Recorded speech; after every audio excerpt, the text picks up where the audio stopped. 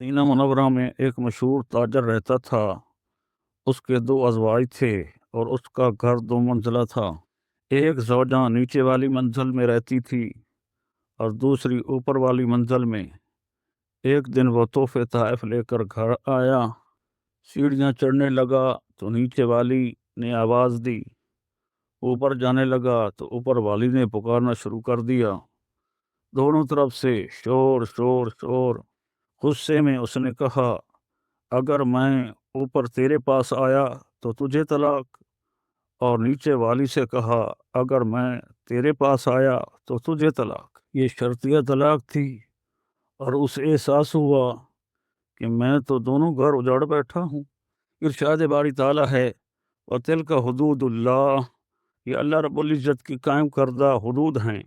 व मन यतअद्दा हुदूद अल्लाह फ़क़द ज़लम नफ़्सह, जिसने इन हुदूद को क्रॉस किया उसने अपनी जान पर जुल्म किया। वो सीढ़ियों पर बैठ गया और अपने भतीजे से कहा, इमाम जाफ़र सादिक रज़ी अल्लाह ताला अन्हु की बारगाह में जाओ और मेरा मसला बयान करो। इमाम जाफ़र सादिक रज़ी अल्लाह ताला अन्हु ने फरमाया, तुम खुद बीवियों के पास मत जाओ, बल्कि दोनों को अपने पास बुला लो।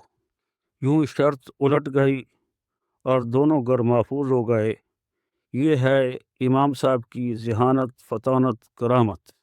ऐसी मज़ीद फ़िक़ही हिकमतें सुनने के लिए वीडियो को आखिर तक देखें और चैनल को सब्सक्राइब करें।